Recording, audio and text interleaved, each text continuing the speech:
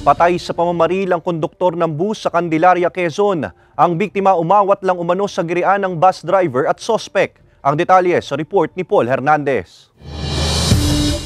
Ang biyaheng Leyte ng bus na ito mula Metro Manila naunsyami dahil sa nangyaring pamamaril sa konduktor gabi nitong Webes sa barangay Santa Catalina Sur, Candelaria, Quezon. Sa investigasyon ng pulisya, umawat lang di umano sa sagutan sa pagitan ng bus driver at isang motorista ang nasawing konduktor. Muntikan daw kasing mahagip ng bus ang isang motorsiklong nakatigil lang sa gilid ng kalsada na nauwi pa sa habulan. Nagulat or nabigla itong suspect natin. So hinabol niya itong bus. So, dumating sa point na for almost 1 kilometer na paghabol na doon sa bus. Ang walang kalaban-laban na konduktor ang pinagbalingan ng nakamotor na sospek. Tama ng kalibre 45 ang kumitil sa biktima. Na-recover pa ang mga bala sa crime scene. Ligtas naman daw ang bus driver. Itong si konduktor bumaba, then he want to pacify the two or yung dalawa. Hindi natin din masabi kung anong mga nagkaroon ng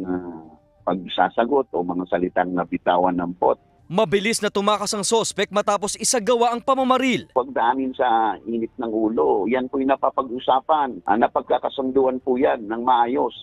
Huwag nating daanin sa init po ng ulo. Sinusubukan pang mahinga ng salaysay ng GMA Regional TV Balitang Southern Tagalog ang pamilya ng nasawi at ang bus driver. Gumugulong pa ang investigasyon. Paul Hernandez, Balitang Southern Tagalog.